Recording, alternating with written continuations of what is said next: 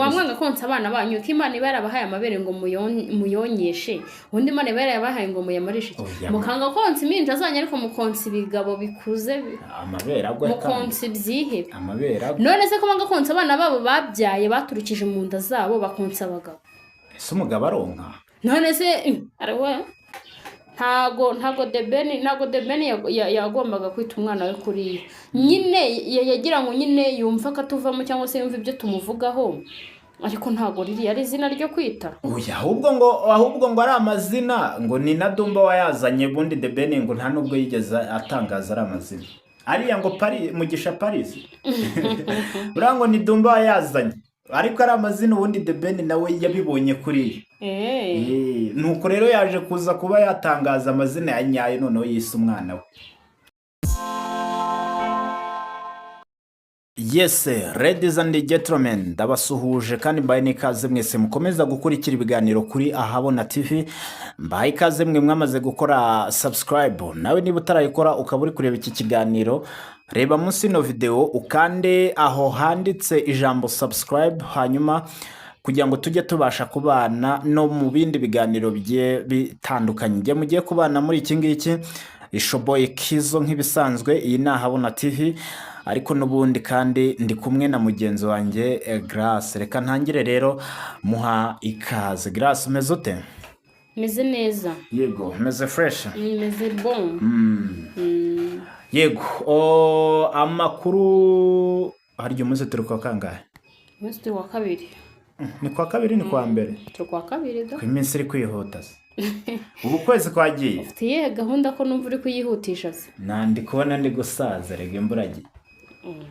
Ari gusaza sura buri iki? Hari ibyo ntarakora. Ibiki? Ubuse ndatunga imodoka, sindagura inzu ubuse. Jese niyo wabikora ufite imyaka 50 bitwaye iki? Amakuru naje gusanga ko ngo gukira uri mutoya ngo biba bigoye kubera ko ngo ushobora abantu bashaka kwibaza bati ese ubukire yabukuye hehe? Narabukoreye. Nese sinkora? Nyine se warabukoreye ryari kandi ukiza uri mutoya?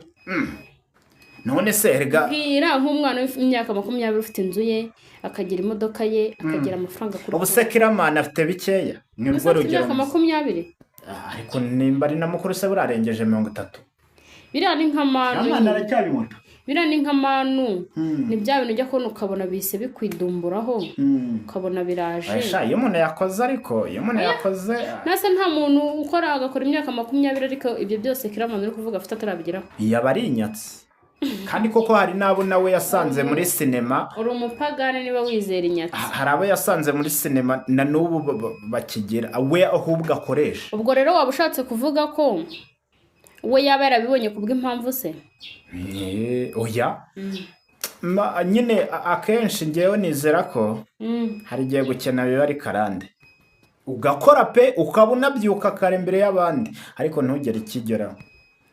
Okay, ubwo rero nizera ko uramutse wizerera muri karande no gukora wabyihorera kubera ko watekereza ati n'ubundi se ko ntacyo nzageraho. Oya ushobora gukora kugira ngo urye udapfa ariko ibyo gukira byo rwose wapipe. Shangiye nizera ko ibintu byose bishoboka kandi nizera ko abantu bose bataje mu isi ngo babeho neza nkuko babishaka. Ubwo icyo gihe abantu bose bifuza kubaho neza nkuko babishaka, Satani se yababereye iki? Satani ariko ni uteza ibibi gusa buri. Yego. Kandi ikindi nanone tuba tugomba kubimenya neza ko Satani akora kandi nta kindi kintu cyabitumenyesha ko Satani akora ni ukubera amakuba tugeraho kandi nanone ibihe ntibigwirira abantu bibagera hari rusange utazibaza ko ukennye ngo ugakena uri wenyine buriya dushidutse tugasanga uwo twita Satani atari we cyangwa se uwo twita Imana atari ni urugero biba byagenze bitese nyine tugasanga wenda twizera Imana ko ari ikora ibyiza ubwo abanditse ibyanditswe ba kera nibo baba baradushutse nese ubundi mubizera gute niyo kiya kimenyetso impamvu tubagenderaho kubera ko bo nibo bari bazi ibyo ibirenze kuturusha kubera ko ni nabo babanye n'Imana cyane kuturusha kubera ko bo bari bafitanye imishyikirano n'Imana kuturusha ibaza usanze barababeshye ntago simbizi ujya yuka kera tukiri abana batubwira ngo umwana aca mu mukondo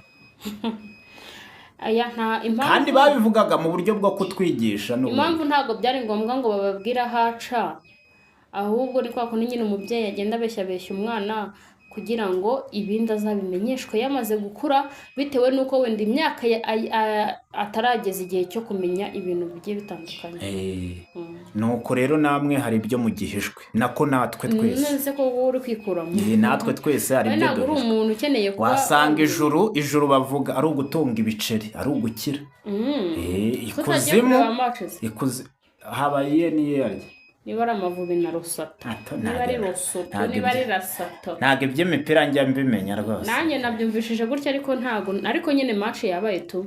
ubu ngubu bari kuri stade bari gukina. ejo bundi baratsinzwe, none bongeye nese ubu noneho stade yongeye kuzurara.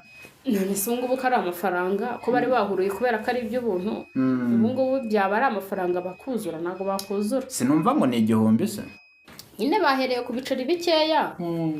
ariko nanone shana byari igihe bibura, ubwo se wabona 1000 ukabona na tike, kandi wibuka kuri uwo munsi bari babahaye n'imodoka. ubwo rero urumva ntabwo bimeze nk'ubu ngubu. ubu ni ukwitegera warangiza ukanishyura n'icyo 1000. urumva rero ko byo bigoye kurushaho. akaraka iby'imipira ngewe ntabwo njya mbimenya, buse namenye iby'imipira nkamenya iby'iyi mihanda, ubwo urumva ntabwo byahura, ntabwo wabivamo. byose rero ugomba kugerageza kuko byose ni social media tu. yego ukabafatira hose, ntihagire n'ahantu hamwe bagucikira. ngewe rero nirefera cyane ku by'iyi mihanda isanzwe, hagize n'umukinnyi unyerera akayigwamo, ubwo nawe turamwota nk'uko twose n'abandi bose. ariko ngewe mba ndi hano, ubwo nihagira ikibera kuri stade nta kabuza n'ubundi turakimenya. yego ubwo ngo numvishije amakuru ngo The Ben ngo amazina y'umwana yarahinduye, ariko The Ben ni umusocial media. The Ben ni umusocial media, ni umukontenti wa danje. The Ben ngo ni umunyamakuru, buriya ni nawe muhanzi muri bariya baremereye, niwe muhanzi wa mbere uzi gukora amakuru mbere y'uko akora indirimbo.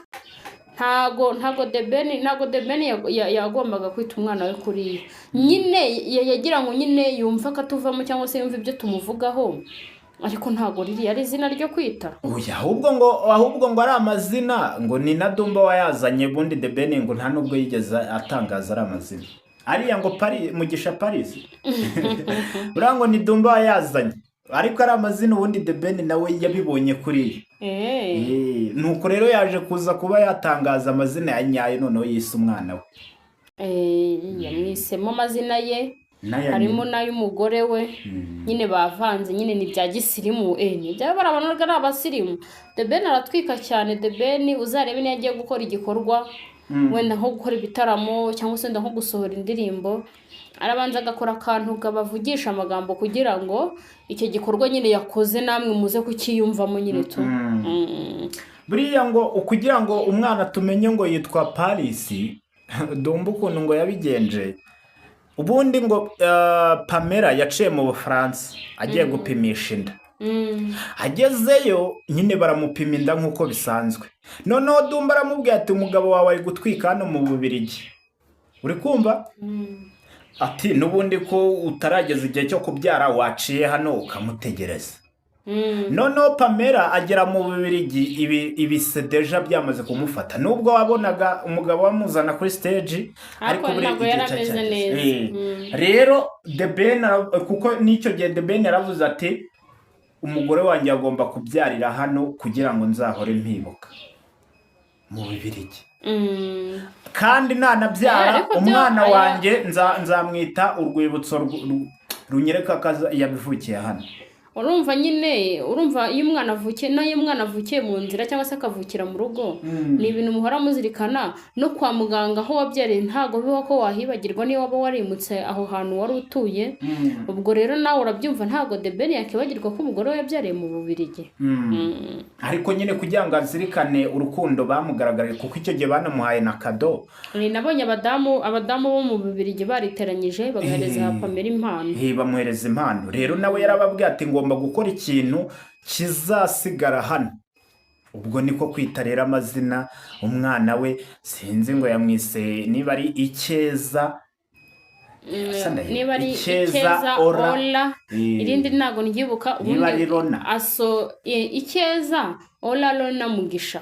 Okay.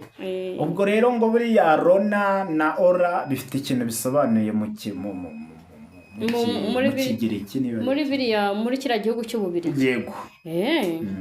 Gusa nyine umwana ari ugiye mu bicara bagiye umwana uvukiye mu bicara bavukiye mu bicari aba ari umwamikazi yaba ari umuhungu akaba umwami. Noneho The Ben kubica arangirira ashyiraho n'uburebure bw'umwana ashyiraho ibiro afite yavutse afite. Buriya The Ben ni umuntu wa mbere uzi gusaza itangazamakuru. Byose ariko no kwa muganga iyo umwana avutse bahita bakumenyesha uko umwana areshya nyine byose barabipima. Niba byita ribs nyine byose barabipima barangiza bakabikubwira. Kubera ko iyo bagiye kumukorera ifishi azajya akingirirwaho cyangwa se kumwandika barabikubaza. Ubwo rero nyine urumva we niba yarayisa barabimubwiye nyine uko umwana areshya n'ibira afite urumva rero nabyashatse ko bibamenyesha. None se ko burya bizana mu itangazamakuru. None se icyambere cyo bazajya kugera inama mu Rwanda umwana ibiro byarahindutse. Erega nge narabikubwiye narabigusobanuriye uko uteye nge siko nteye sibyo. Ntago abantu duteye kimwe. Niba Knowless amaze imyaka ingahe yarabyaye afite abana babiri mukaba nta numwe muzi niyo karakteri ye nta n'ikintu mwabihinduraho. Niba rero The Ben abyara mukabimenya mbere yuko wenda n'ababyeyi babimenya cyangwa se wenda n'abandi bantu runaka nyine bigahita bimenyekana niyo karakteri yiwe sibyo. Hari abantu bifuza kuba ukuri kwabo kwita kujya hagaragara cyangwa se hanze. Hari n'abantu bahisha mu mitima yabo ibintu byabo bikamenywa na bene bo cyangwa se bene wabo. Nk'uko Melody tumuzi ariko umugore we akaba atazwi. Yanamenyekanye ariko yamenyekanye n'ira foto yagaragaye menya atarabyifuzaga. Ni ifoto yagaragaye ariko nabwo mawushuka muri cya gihe cya birthday ariko ubundi umugore we ntabwo akuze kuza mu itangazamakuru. Nyine ntabwo akunze kuza mu itangazamakuru ariko bura nyine nikateye ntabwo abikunda.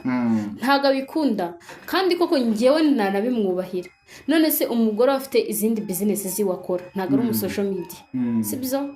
N'abana be ntabwo ari aba social media ariko Melody we ni umu social media ni umuhanzi agomba kuza tukamumenya sibyo. Nta kintu rero byaba bitwaye tumenye Melody kubera ko niwe dushaka imiziki ye. Umugore we ntacyo tumukeneyeho.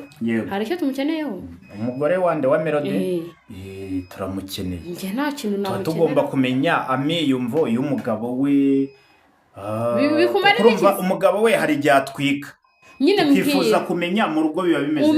Umenye ibintu umugore wa Melody ari gutekereza ku ndirimbo za Melody byakumarira iki? Icyo gihe nyine byatuma tubona ko mu rugo wenda ushobora no gusanga atari n'umufana we atanazizi atamukunda. Ni ukuri. Oya hari ukuntu umuntu hari ubuzima umuntu aba yarakuriyemo yaravukiyemo atifuza ko ubuzima bwe bujya public. Ubwo rero mwene nkabo cyangwa atanabikunda. Ngiye mwene nkabo ndabibubahira sibyo. Ntago mbatera amabuye ndabibubahira kandi n'abandi bifuza ko ubuzima bwabo bujya public nabo ndabibubahira. Urugero The Ben ni umuhanzi umugore we ni umumisi gusa undi ubuzima bwabo batabishyize ku gahinga bagushyira he? Ase ku mugani harya uwa Meddy wakora iki umugore we? Ntago azwi ikintu akora ariko ntago no mu social media. Ni nayo mpamvu ubona Meddy nawe yacecetse cyane. Yego. Yaracecetse. Oya siga abwiriza. Nyine yabaye umupasteri. Nabyo ni byiza ariko nyine mu bintu bya social media bijyanye n'imiziki ubona ko nyine yaratuje tu. Yaratuje. Rega buriya urugo rufite ibintu rugenda ruhindura buriya nuko abantu baba batabizi. Yego birumvikana nyine ubwo Melody The Ben kuba yahinduye amazina ye ariko vuba hano ubundi umwana azaza ngo numvise ngo n'igitaramo cye cya Uganda kizitabirwa na perezida wa Uganda n'ubundi Yoweri Kaguta Museveni. Ewana ngo nikiramuka kibaye rwose Kaguta Museveni azaba arimo. Urumva ko none se The Ben azakomeza ajyana n'umugore Uganda? Oya ubuse umugore ntakiri ku kirere. Yaba ari kumutesha umutwe uzi ukuntu umuntu we yabyaba yumva naniwe. Baracyari ku kirere ntabwo hakura yaba naba n'umusirimu nose namujyana abana so kumushyira mu gikapu niba ni igikapu kirabambara mu nda n'ingiki. ni igikapu ni igiki buriya Pamela wabimenya abana b'abazungu cyangwa abana b'abakire ntibajye bamenya imigongo ya ba nyina. buriya Pamela urambwira ngo azadode ubu nawe yadodesheje iribaya aho bose buriya yaguze ibigomba byo guheka umwana. wambwira ngo Debeni cyangwa Pamela buriya abazungu cyangwa se abasirimu hari ibanga batazi ryo kubuhetsa umwana. buriya ibanga ryo kubuhetsa umwana bari kumva umwuka wawe akagenda kumenyera. ni hahandi nyine hagenda haturuka urukundo no kuba konka kureba mu maso. ntimujya mwonsa abana banyu mubaha bibero nizo baba birebera, babaha icyo bita ngo ni faransere niba ari ibi. hari akandi kantu nabonye babahereza bakanyunguta, kari akantu karagaye. kari akantu kaba ari akantu kari buze gutuma asinzira yumva ameze nk'aho ari konka ariko atari konka. buriya se si byo bibagaruka mukuze bikabatera igifu? ntabwo byabura, kuko urumva nimba uri konka ubusa igifu cyo kiba gisya gitegereje gusa. mwanga konsa abana banyu ko Imana iba yarabahaye amabere ngo muyonyeshe, undi Imana iba yarabahaye ngo muyamarishe. mukanga konsa impinja zanyu ariko mukonsa ibigabo bikuze, amabere agwa mukonsa ibyihebe. amabere agwa. none se ko mwanga konsa abana babo babyaye baturukije mu nda zabo bakonsa abagabo? ese umugabo aronka? none se ari we ubu nka Debeni yaba ari mu mabere ya Pamela ari konka? ntabyo mvuze damba barebye niwo byivugiye. oya twari turi kuvuga kuri Debeni na Pamela. twavuze ku rugero rw'abantu banga konsa abana babo kandi ntabwo tubizi niba Pamela atonse umwana we. utaza kunteresha amabuye. ni urugero twatangaga. ubu wanyereka Pamela rwose ahetse umwana yambaye ibiyaya n'igitenge. byakugora ntabwo wapfa kubibona, biragoye. yego garareka rero tugane ku musozo niba nta kindi cyo kuvuga wenda ufite, kuko turabona buneje. ikindi nyine nibasubireyo ni amahwa kandi nibonkwe. impundu zivugwe iwabo. yego reka ngushimire cyane.